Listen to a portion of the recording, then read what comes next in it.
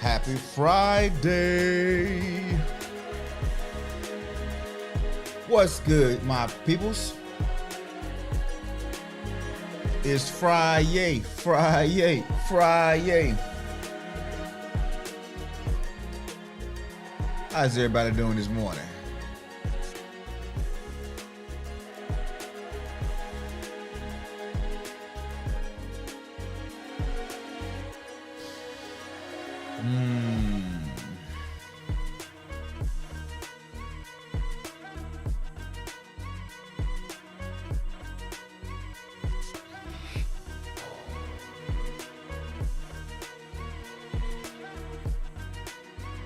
Oh yeah, I see y'all feeling good today. Well, welcome to Morning Motivation, your daily dose of inspiration and empowerment. I'm your host, Jamon, and I'm thrilled to have you join us as we kickstart our day with positivity and purpose. So whether you're here to seek motivation, connect with like-minded individuals, or simply start your day on the right foot, you come to the right place. And on your way in the door, go ahead and hit that like button if you haven't done it so far. I'm constantly reminded to say that, and I failed to do it so many days. But today, it's a little bit of a different day. I'm saying it. If you haven't shared this show with some friends or family members or co-workers or anybody who could use some motivation, first thing in the morning, don't forget to do that. And also, if you want to buy your boy a cup of coffee, I appreciate it. The link is pinned in top of the chat. And without further ado, shout out to all of you who are here. It's Friday. Some of y'all ain't got no jobs, and you ain't got nothing to do, but you're here. So I'm grateful, and I appreciate you. And so we've had a fun series. I think so. Matter of fact, put a 1 in the chat if you think this series has been a fun series, talking about bitterness and some of our favorite characters that we love to hate because they're bitter. My favorite, of course, is Uncle Ruckus. The one I disliked the most was old Commodus from the movie Gladiator. And one that I grew to respect and understand was Professor Snape from the Harry Potter series. You know, we all have a story. We all have an origin story. We all come from a place. And our story has dictated, how we see the world. Sometimes it's a very good thing. Sometimes it's not so good. We pick up some ideas and some thoughts and some concepts that cloud our perception. And then we know that we don't always see the world as it is. We see it as we are. The world is pretty neutral in itself, but we create systems and biases and prejudices and just a method or operation system of doing things that's skewed to how we think the world is or even should be. And so today we're going to talk about, on this Friday, why does the process take so long? Or why does it seem to take so long? And I actually struggle with this topic a little bit because I want to talk about the almost kind of like side effects. Side effects. And not like on your prescription bottles, but side effects of life. And what made me really think about it was my son, the last Glover male is leaving the building. He's he graduated high school last week, but the boy don't have his driver's license yet. And so he's been driving with a permit for almost 2 years now. Almost 2 years. And with my sons, I make this arrangement. Whatever money you can work and save up, I don't care if you saving up birthday money, Christmas money, graduation money. I don't care whatever money you saving, but you need to earn some money. And when you earn money, whatever that is, I will match that and will help you buy your first car. Now, my first son, it was it was a little different with my first son because I was there. I was the everyday dad in the house. And so I could keep an eye on him and I could monitor the daily activities. Message, I was an everyday dad. I didn't just see him every other week or on the weekends. I was there every day so I could monitor stuff. I could guide him in a little bit more of a direct path. And he basically saved up enough money to buy his first car. Now his first car, I don't want to paint no illusions out there. It was a 96 Honda Accord. Y'all remember that? It's a decent, cute looking little body style, right? But it had some miles on it and the motor was bad, transmission was bad. But he bought the car. And because he bought the car, I said, you know what? I think it might have paid $700 for the thing. Because my son was hustling. He was cutting grass. He was doing stuff like that. Cutting grass, raking leaves. He never really had a job because he saw me working and hustling. So he was kind of doing the same thing. And so he took that little money, found something for that little money, and then I put a motor and a transmission in it and helped him get it roadworthy. And then the next car, I'll tell y'all this story, but I'm just going to recap it because it's relevant for this story today. And so he took that car, got into college, and then bought another car. He saved up some money. Same deal applied. He saved up about $1,500, $2,000. Probably was a refund check in all honesty, but he had the money.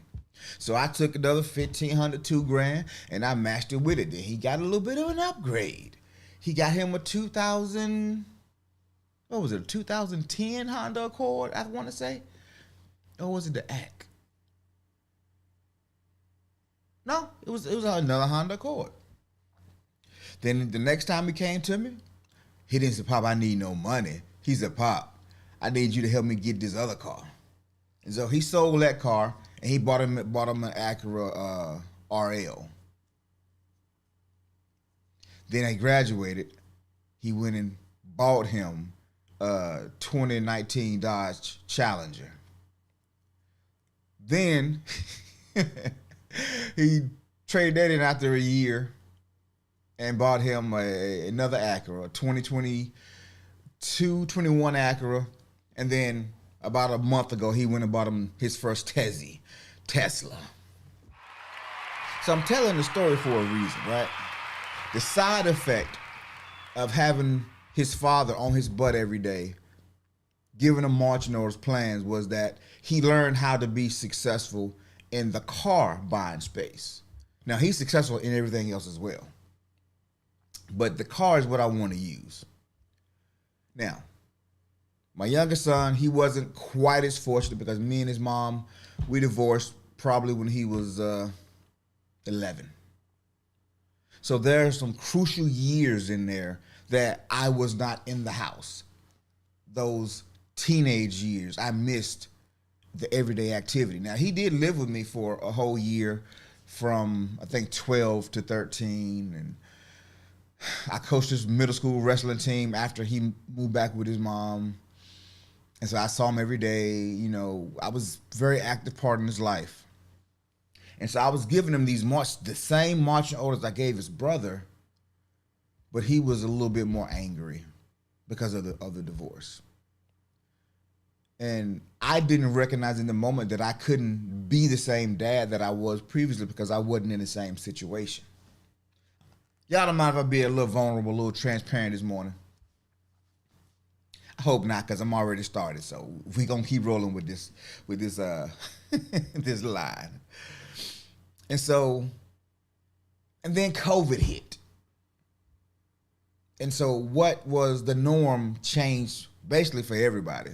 The way we do business, the way we conduct ourselves as a community, a culture, everything changed.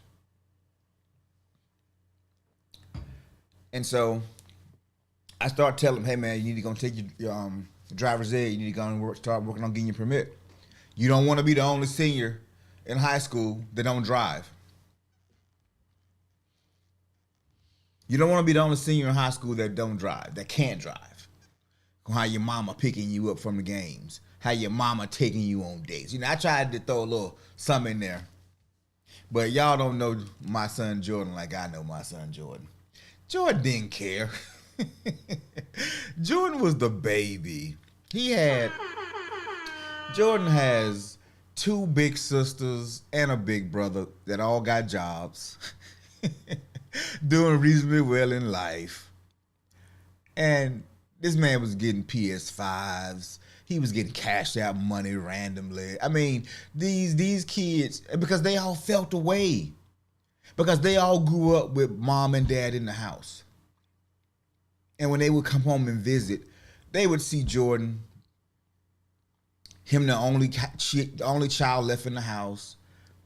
And he would milk it a little bit. Y'all gone.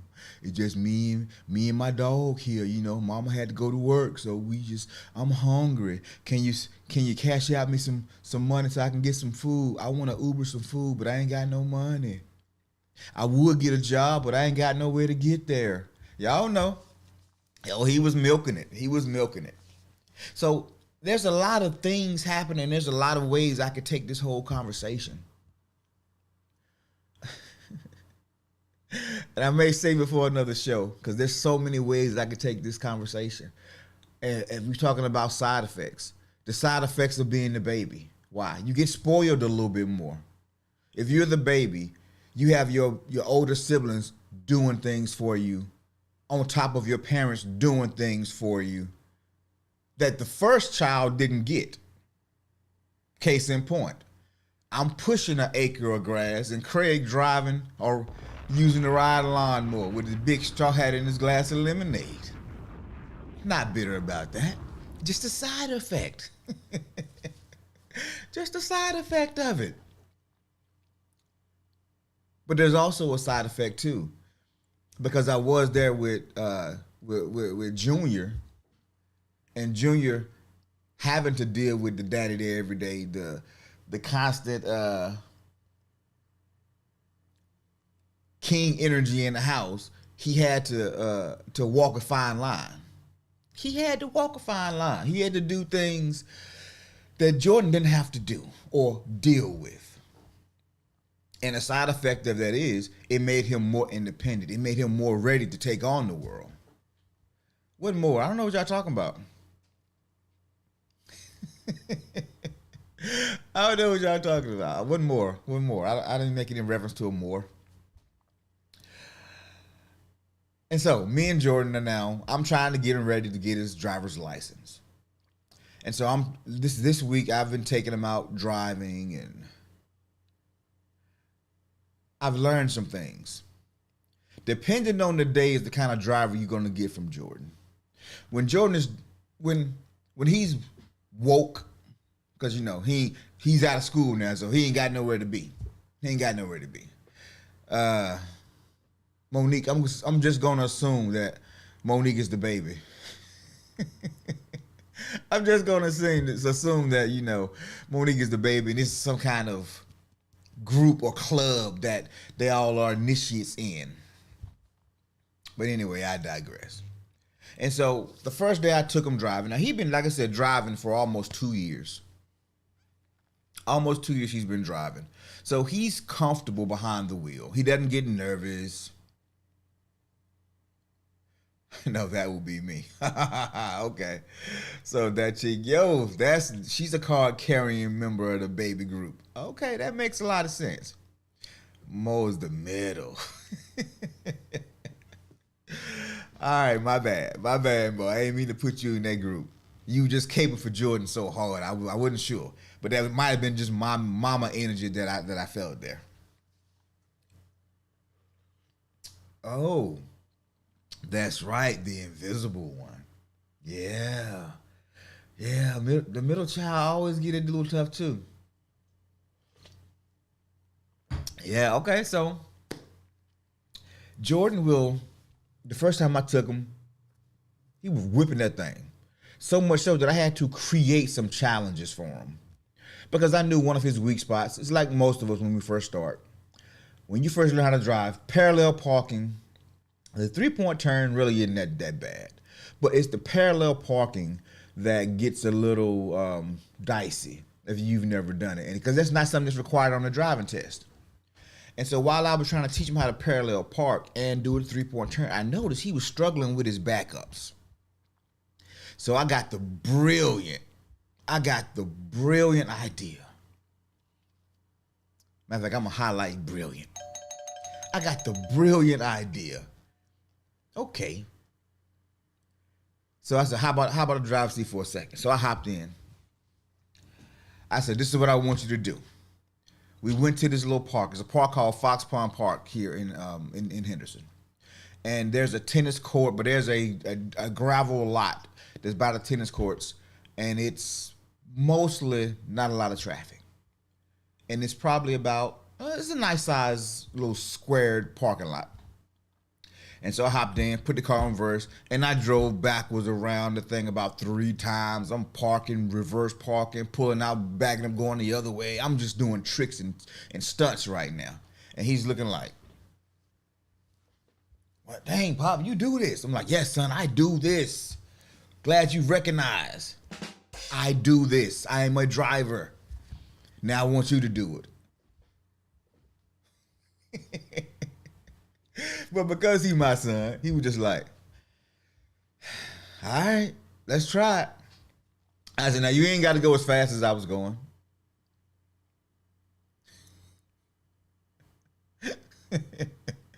Monique says, if I can't pull into the parallel park, I'm not doing it. Hey.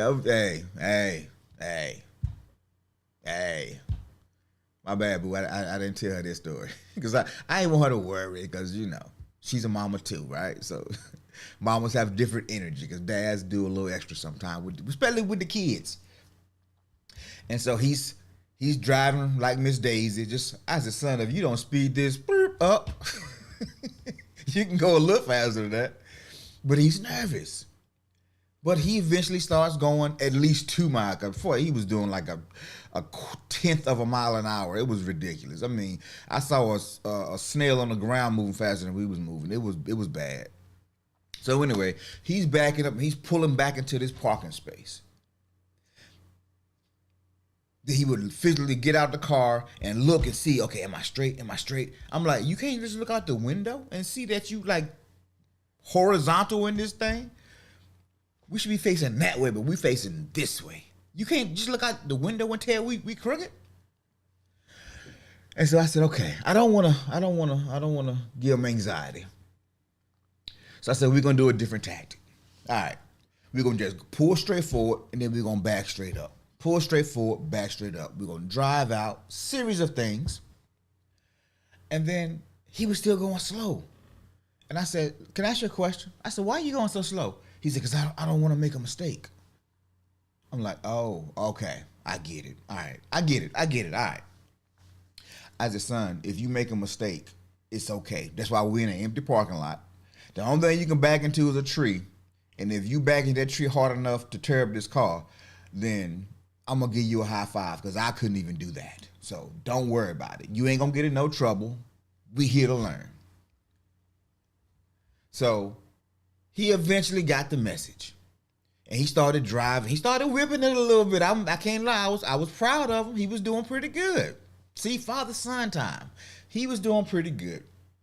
And so much so that I gave him 20 minutes after we left there and we drove around for about another hour. I said, all right, bro, you got 20 minutes. You can do what you want to do for the next 20 minutes. I'm going to just lay my seat back and get on my phone. So that's what I did. And anybody want to guess where we ended up? Anybody want to guess where we ended up in his 20 minutes of driving?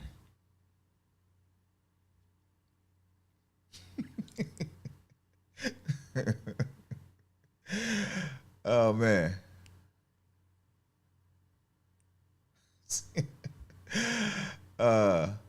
HRCI said the limit is 25. You don't have to drive 25. The limit was 25. We was doing .25.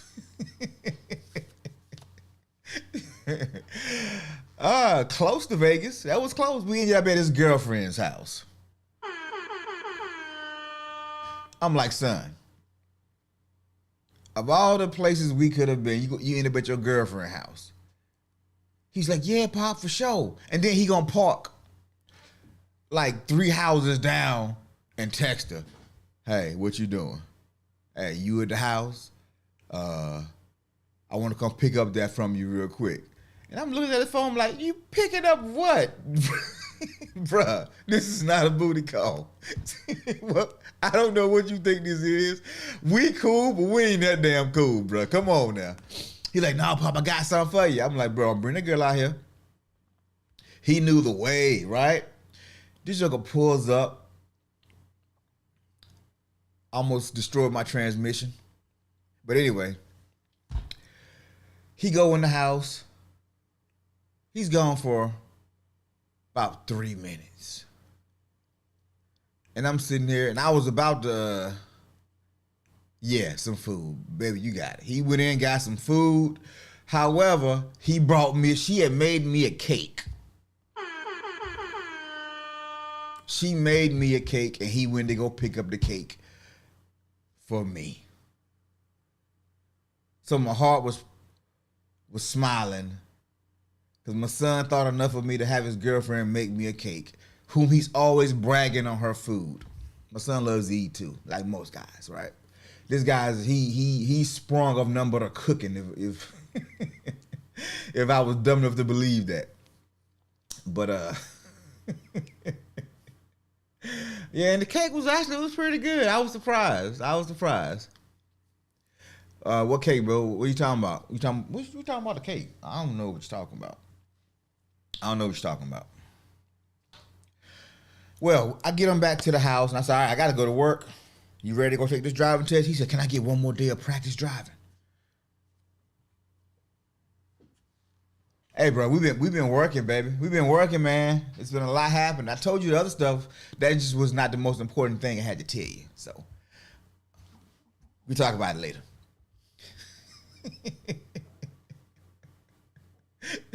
It was a father-son moment. Right? So y'all, come on, let me live a little bit of sisterhood. I did not eat it in the garage. Monique, don't start nothing. I didn't eat it in the garage. Plus, she was, you know what, we're going to talk about that later. I'm putting my foot down, woman. We're going to talk about it later. Hey, I'll get naked and walk through the streets anyway. You ain't got to be behind me with the bell. Shame, shame, shame. I do it on my own. But anyway, so we go out the next day driving, and he is literally driving like an old man. I said, dude, what are you doing? I mean, he was turning. It was taking him like 10 seconds to turn. We get on the highway. I'm like, son, do you know what the speed limit is? He said, oh, yeah, 70. I said, then why are you doing 65? My wife knows I'm an aggressive driver. He pull out in front of people and go slow. I'm like, son, what are you? I said, what is wrong with you? Because I'm getting close. I don't want to make a mistake. And it started dawning on me at that point. This is why so many people never realize their dreams. This is why so many people get stuck in life and become bitter. Because they're afraid of making a mistake. They're afraid of other people seeing them make the mistake. So they play it safe. And the side effect of playing it safe is bitterness. Because that's where the unmet real expectations come from. That's where the injustices come from. Because you didn't move. Somebody else moved around you and got everything that was supposed to be yours. I know we say what God got for me is for me. But there's a time for everything. Yes, God had it for you in this time. But you refused to move on it. So he sent somebody else.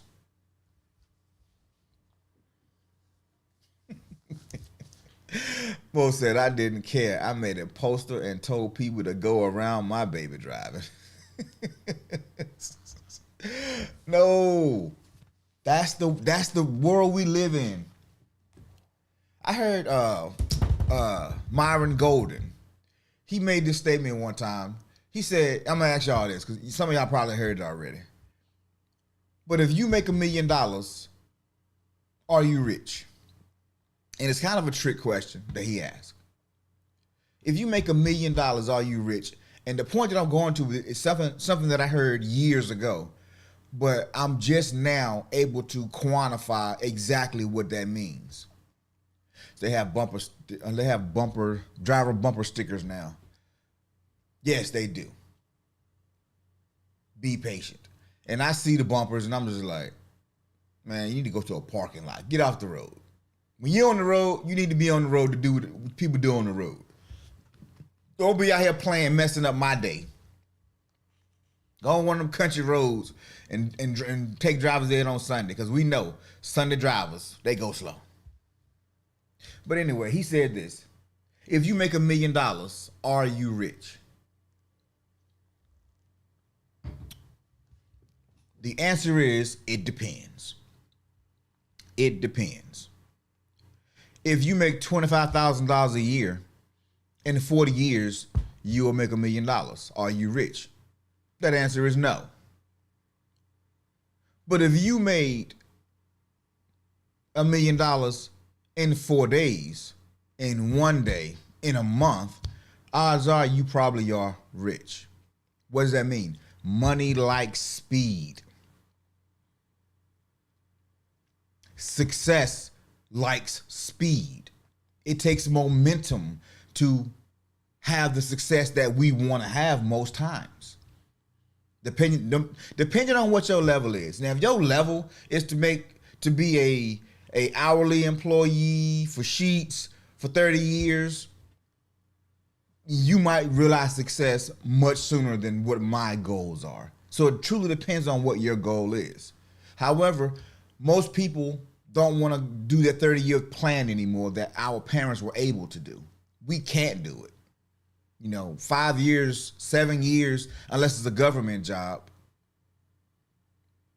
But it requires speed. It requires intention. It requires more energy to get going. But the problem with that is that requires facing failure.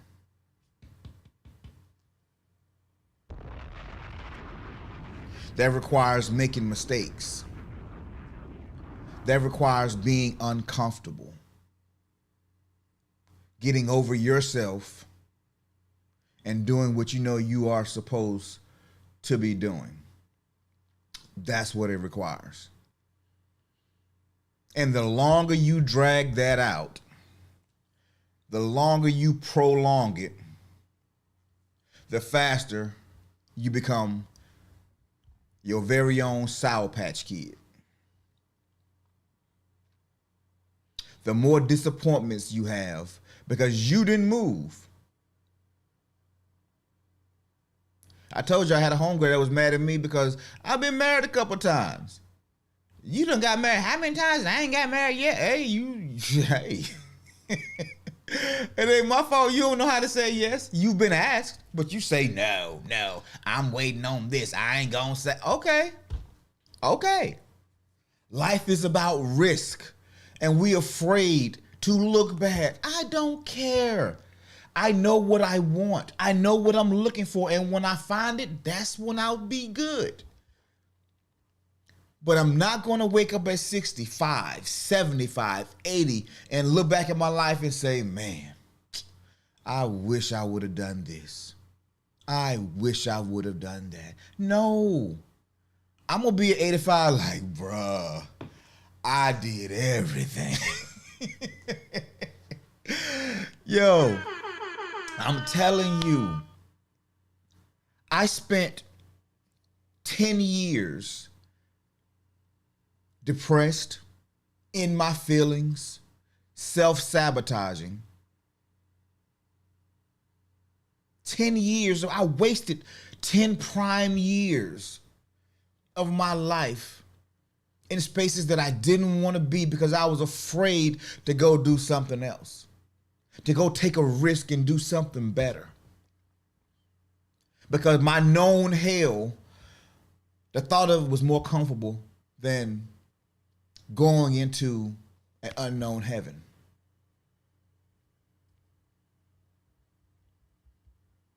I know I'm not the only one. That's the story of humanity.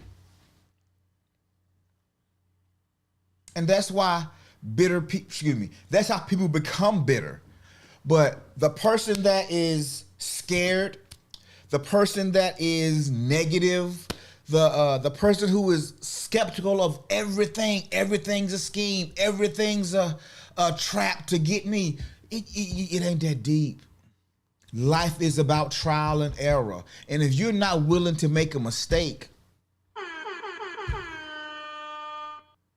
you never gonna learn the pieces that you need to have the success you want. The journey is riddled with trials so you can see, learn, and grow and get a new vision. Get a renewed mind. You can't get a renewed mind if you live in the same place you've always lived, have the same job you've always had, hung around the same people you've always hung around. You can't have a renewed mind doing the same old, same old.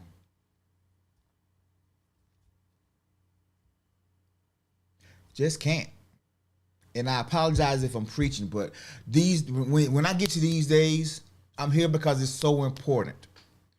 And I've already given you the pieces that go into this point, so I can go a little faster. That's right, Mo. Mistakes are necessary. Does anybody know how the microwave was invented? Put a 1 in the chat if you know how the microwave was invented. I might need you to fact check me a little bit. If you know how the microwave was invented, put a 1 in the chat. If you don't, I'm gonna go on with the story. Early 1900s, probably around World War II time frame. This guy named, I think his name was Spencer or something. He was a radar tech in the Navy during World War II. And when he left, this was before World War II. He was a radar tech. And when he left the Navy, he worked for this company called Raytheon. Now, for those of you who don't know, Raytheon was a military defense contractor. And like most military defense contractors, if there is no war happening, your bottom line is strained. Hey, Monique said Percy Spencer, that's it. If your business is war and there is no war happening, your bottom line suffers. And so after World War II, Percy was in the Navy and he did radars. And he was trying to create new inventions or new radar products with Raytheon. But now the war has ended. And he was struggling trying to figure it out, what he really wanted to do. But he kept noticing that every time he cut this radar system on that had these magnetrons in it, he always had a candy bar in his pocket because he would go and they say he would feed the squirrels and stuff on his lunch breaks, and he'd feed them chocolate. Ladies and gentlemen, don't feed animals chocolate. I don't know. Here's the thing. Some can eat it. Most probably shouldn't. But anyway, I digress. That's not the point of the story. But the chocolate bar kept melting. And he brought in the next day. He brought in some raw eggs, some eggs, and the eggs exploded when they got too hot. Then he had his assistant go get some popcorn kernels. Put the popcorn kernels in front of him, and it started popping. And then he realized this radar technology that I'm trying to do, it could actually cook food. So this was an accidental discovery. This wasn't nothing that he risked per se, but on the journey, he made an amazing discovery on the journey. Which is also why back in the day, our parents would say, Stop standing in that microwave. You're gonna melt your brain or gonna give you cancer or something like that, right? Get out front of that microwave. Because that's how it started. It was an uncontained radiation, basically, coming at you. And if it's melting chocolate and it's melting and heating up food, what is it doing to your inside? So it was a good argument from our grandparents. But they figured that out before they even started selling, how to contain this ray so you ain't cooking people's arteries and hearts and stuff. But you want to hear about another accident, though? Let me see if I can find one. Well, I know if I went to my wife's office, she got 1,000 of them. Oh, here goes some. All right. Y'all know what this is? Oh, let me, damn. See, I wrote on all my notes. All right. So I ain't gonna keep it up too long. But this is a Post-it note. 3M created the Post-it note, right? But do you know how 3M created the Post-it note? One of their scientists was trying to create a super strong glue, an adhesive. And he kept failing, and he kept failing, and he kept failing. And so he took one of the failed products and he put it on, because it was so weak, he put it on a bookmark to keep his hymnal page from the bookmark from falling out of the hymnal. And then the idea hit him. This will work great on my hymnal. Maybe if I put it on a little scratch piece of paper and I can use it as a bookmark in folders, and so I want to mark spots. And that's how the sticky note business started. They sell millions of these packs a year. Why? Failure. Had he not failed, we wouldn't have sticky notes like we have them today. Had Spencer, what's his name? Percy Spencer, had he not been trying to create something else, he wouldn't have discovered this thing over here that's changed all of our lives.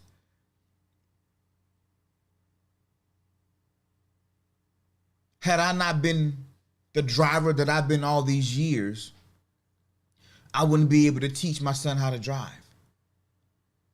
Had I not risked failing in business, failing in relationship, failing in parenting, I wouldn't be the person that I am today. It's the failures that make you. I'm going to say it again. It's the failures that make you who you are. And so when you on the journey, and boo, this for you, when you out there and you working and nobody seems to appreciate your contributions, and you giving your all and you giving the best that you have, the best that they've ever seen, and they don't know what to do with it. You're frustrated for a reason, because that's life saying you've perfected this. You just giving it to the wrong people. But you have to get tired sometimes. You have to get sick and tired sometimes of going through this process before you start seeing another way, before you get pushed out of your comfort zone. Because if you fight to keep your current reality, you get to have it. It's yours. But if you want to fight for a new reality, you can have that as well. You can't be afraid of the failures. That's why the process seems to take so long. It's because we have this overinflated, some of us, estimation of what people think about us. As my great grandma used to say, they ain't got a heaven nor hell to put me in, so why do I care about what they think? And that's also why I've never really been big on lying. Why am I going to lie to you when I can't lie to God? He the only one that can judge me, for real. You just might not like me for a few minutes for telling you the truth, or for saying some unfavorable things, or admitting that I did something. It's his opinion to me is way more important than your opinion to me. Facts. Facts. So I don't feel the need to really lie to anybody. And if I don't want to hurt your feelings, I might not say nothing, because it's like, you know what? Ain't no point in saying nothing right now. But babe, okay, no, I'm not gonna do that. If you ain't got nothing good to say, don't say nothing at all. Right? We can't be afraid to fail, because we are made in the failures. Your success will be birthed from your failure. That's why they always talk about Thomas Edison and the 10,000 failed light bulb experiments. And he says, Thomas, you failed 10,000 times, but you finally got it. He said, no, I just found 10,000 ways that it don't work. It wasn't a failure. It's perspective, y'all. And so many people spend their hard-earned money. They've given up all this time to get this check. And then they take that check and they give it to somebody for something that ain't practical, that's not really going to serve them, but it's going to make other people think that they got it.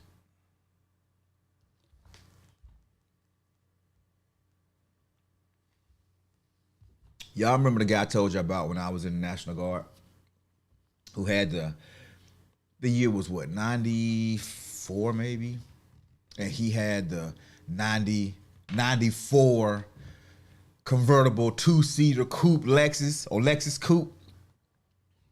But then he drive it back to a ragged single-wide trailer with holes in the floor. He was spending his hard-earned money on a car note so he can look good in the streets, but then came home to a hovel.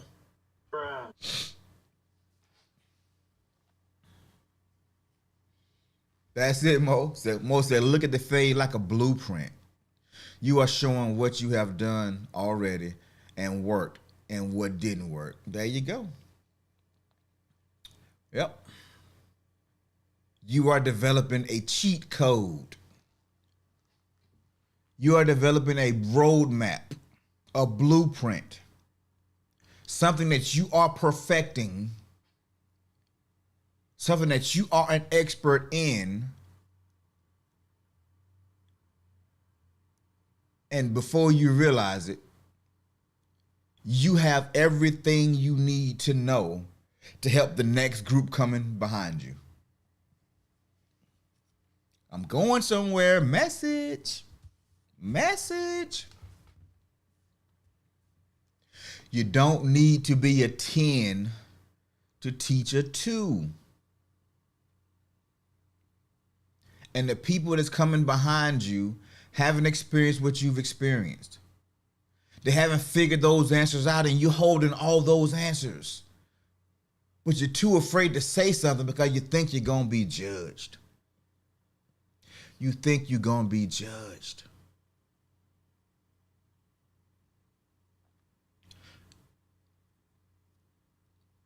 I may have told y'all this. I may have told somebody else. But maybe a week ago, I finished up one of my parenting programs. And it was the last day. We was talking about relationships. And one of the girls there asked me, how long I've been married, and how do I have grandkids, and I look so young. I'm just like, I said, well, this is my technically this is my third marriage. And she said, like I had the plague or something all of a sudden. I don't think nothing is worth all of that. I said, all of what? I said, you go to work every day for the hopes of getting a check that can make your life easier, provide a lifestyle for you and yours, because it's important to you. I said, what turns you off the most about changing jobs that don't turn you off about changing relationships?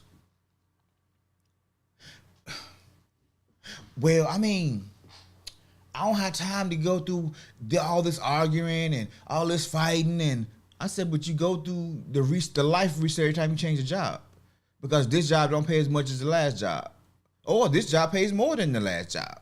Either way, it's an uncomfortable space to be in. Your life has to change because now this job may pay you more, but it comes with new responsibilities, more time away from home. Now you have to spend a little bit more money, and then guess what? You get used to that income. Now you feel trapped in that job because what other job you gonna find is gonna pay you this much money? It's all the same stuff. It's all the same stuff. The question is what do you want?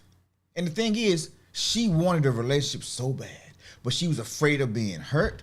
She was afraid of somebody else judging her because this is her third boyfriend this year. I don't give a woo.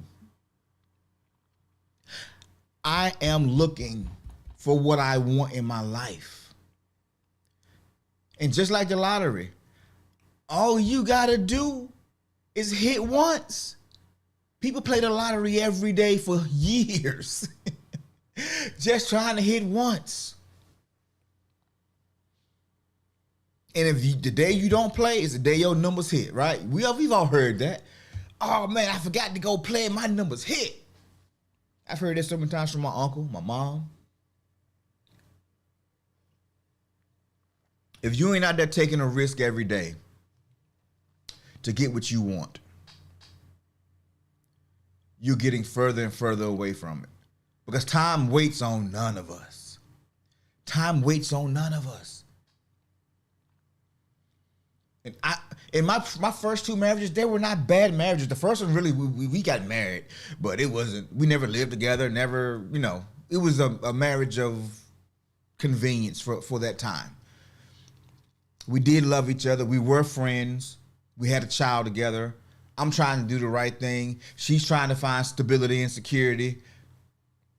That's what it was. My second, didn't know her. Knew her for 5 months before we got married, but she was carrying my child. I was overseas. It was crazy. I didn't want to be away from another kid. But when we made that work almost 20 years. And today she's becoming my friend now, even though we're not together. There is no animosity. Not much anyway. It's always a little something there, right? She's always wanted my success, just like I've always wanted her success. But I knew early on in that relationship that we were not really a good match. The things that I wanted in life, she wanted them also, but we never agreed on how to make that happen. And I was done. I was giving up. No more relationships for me. And then I met a woman who said the exact same thing. I'm done. I'm not looking for relationships anymore. They ain't worth the trouble. But we still going out on dates. We still knowing each other biblically.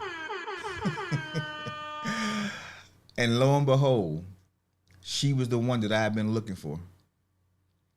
She was the one I've been looking for. And just because I found the one, don't mean she was ready. Don't mean I was ready. And we still had a lot to overcome. We still had to go through the ups and the downs, the arguing.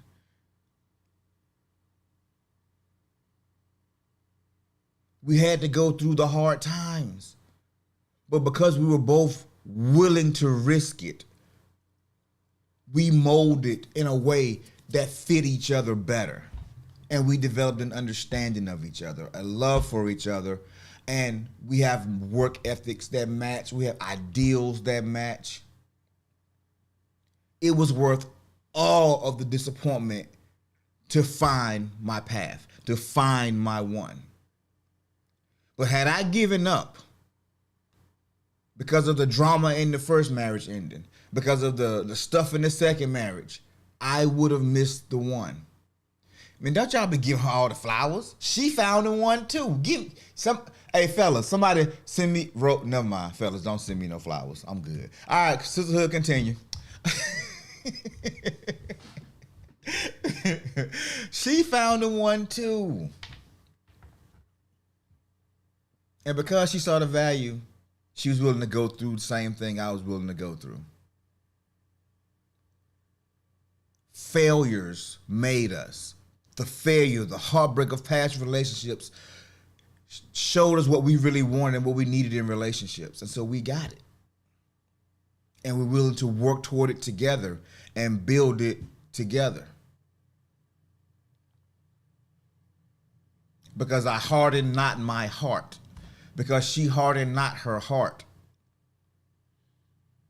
And the same is true for business. The same is true for friendship.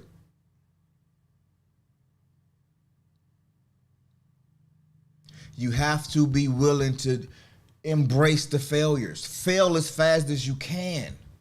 Get all the other stuff out the way so you can find your path, so you can get a new perspective.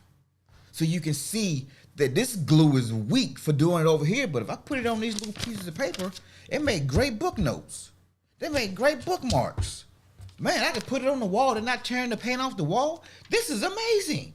I wish I would have thought of this before. You couldn't have, because you discovered it on the path to something else, and this popped up.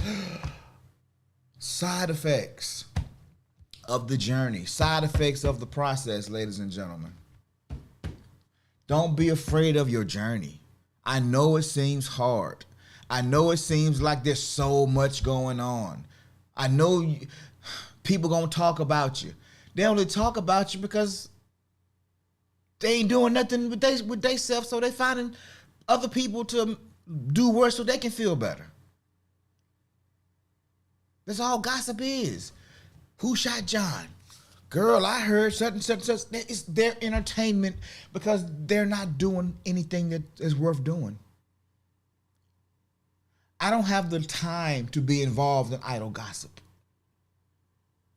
Blacks again, welcome back. I just have to look at the screen and I saw, hola family, miss you guys.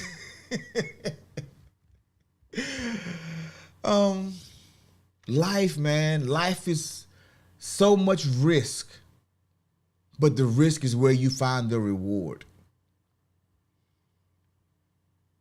I've never been afraid of what you call a get-rich-quick scheme. I've never been afraid of the network marketing. What I'm afraid of is the dying broke, long, miserable life, sickness. Money likes speed. Success likes speed.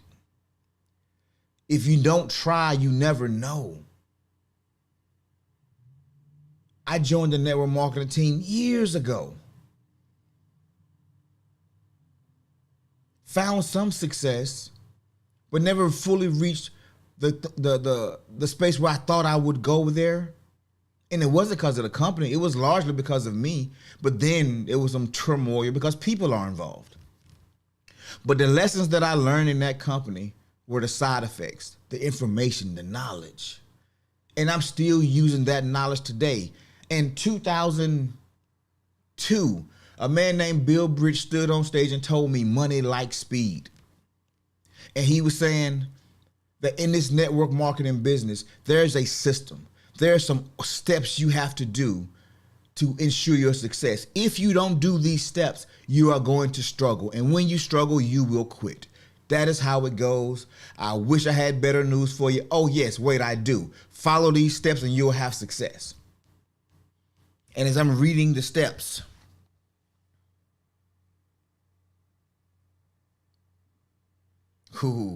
that chick yo says, dying broke with many gifts and talents.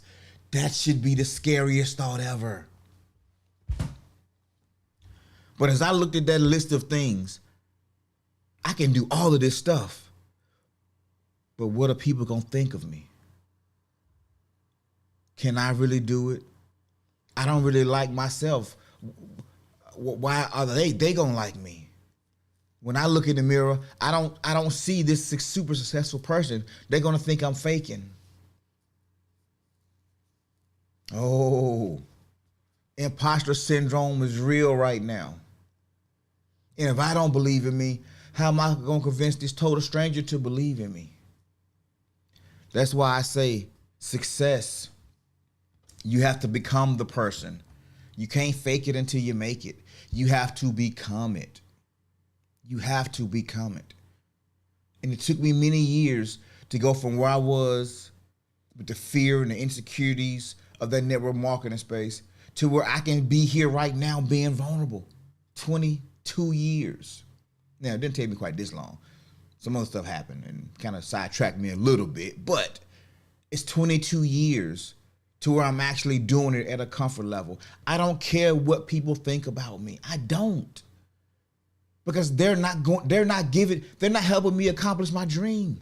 They're not paying my bills. They ain't got a heaven nor a hell to put me in. They're just watching.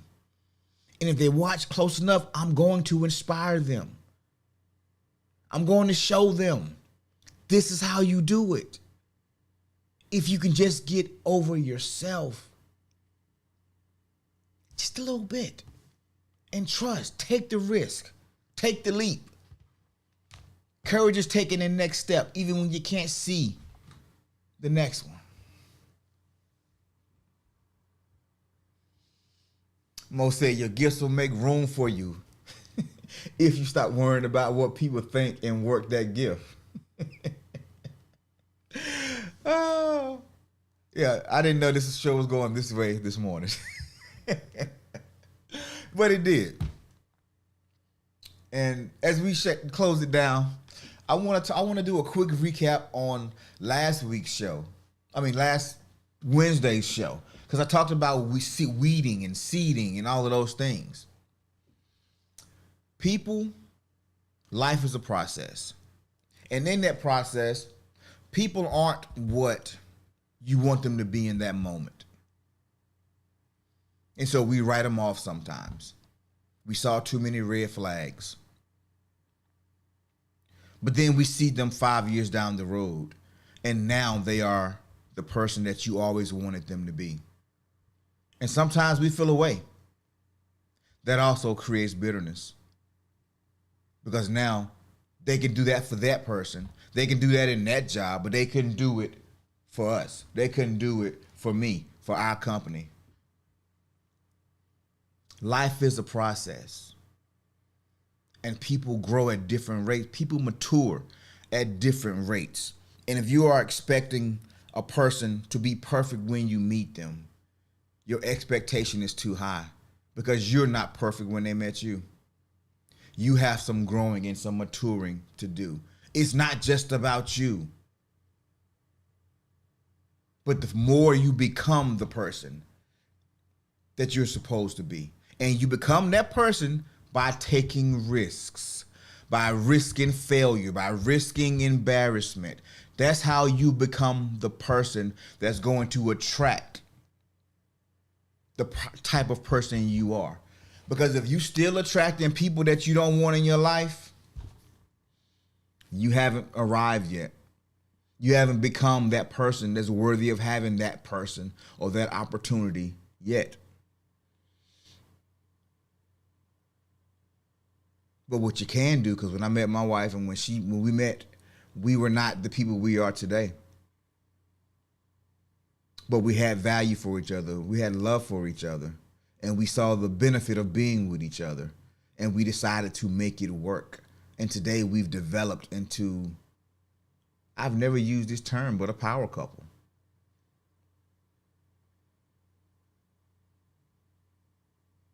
In this household alone, there's so much talent, so many gifts. I refuse to let us live an average life. It's too much talent in this house. No, not gonna happen. But I also understand that there's a process. There's some frustrations. There's some failures that we must have, that we must endure before we're worthy of the life that we actually want.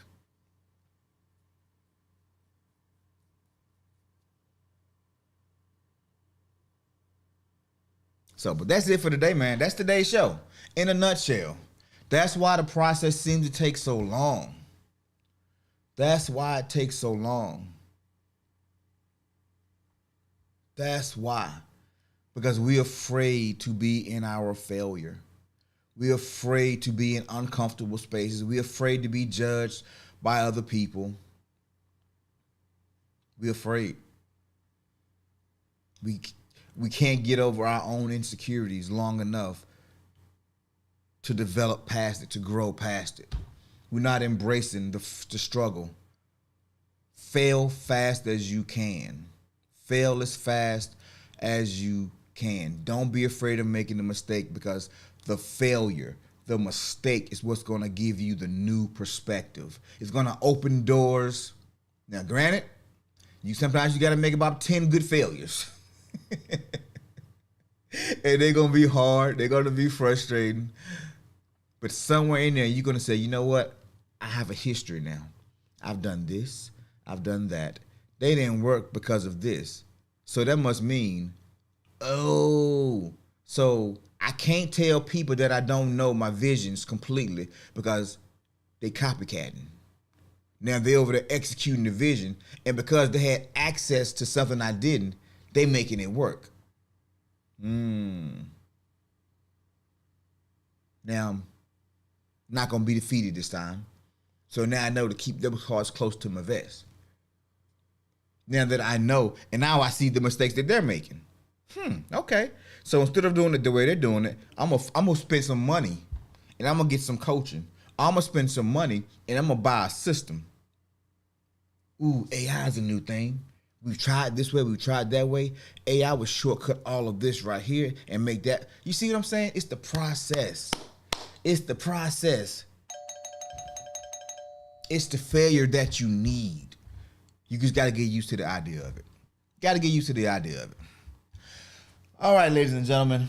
That gonna pretty much do it for today. But I do want to go back and do my shout outs, because I didn't do my shout outs in the beginning. So shout out to that chick, yo, being number one in the building. Happy Friday, Toronto Riggins. What up? Boo! Hey, we got some work to do, girl. But I'm excited to do it with you. Health Talk, my guy. What up? Craig G. Yeah, he on the road again. Yes, sir. What up, Mo? Hey, man. Brick by Brick popped in. I think it was Friday last week. I think it was Friday. Might have been on Wednesday too. But shout out to my guy Brick by Brick, man. Harvest Rain Church International. Appreciate you being here, my guy. Hey, man, I really do appreciate all of you for your contributions, for your feedback. And I know this community is growing, it's getting stronger by the day, and it's gonna be huge at some point. I'm not rushing it because I'm enjoying being able to have dialogue in the chat, seeing your thoughts. I'm enjoying this right now, and one day it's gonna be a time when I can't pay attention to the chat. But right now, it's the process, and I'm not afraid to fail, because I know this is a safe space. I know we are building a great family here, a great culture, and a great community. So shout out to all of you. My guy D-Rob is not in the building today. I don't see him. I'm looking for him. But D-Rob, I know you're going to catch the replay, bro. Much love, respect, salute to you, my guy, the young gun. Oh, man. All right. It's Friday. Y'all do some self-care. Spend time with the family. I would go fishing, but I don't think I'm going to make it this weekend. But I'm going to spend time with the family, have a good day. Good weekend. All we got is today, ladies and gentlemen. So make today count. Live life to the fullest. No regrets. So thank you so much for joining me this morning. And if you enjoyed today's episode, be sure to give it a thumbs up. Leave a comment and subscribe to our channel for more empowering content. And don't forget to share this video with anyone who could use a little morning motivation. Until next time, have an amazing day. Keep striving for greatness. I see you guys on Monday, I believe. Yes, on Monday. Have a great weekend, guys. Y'all be blessed. Peace.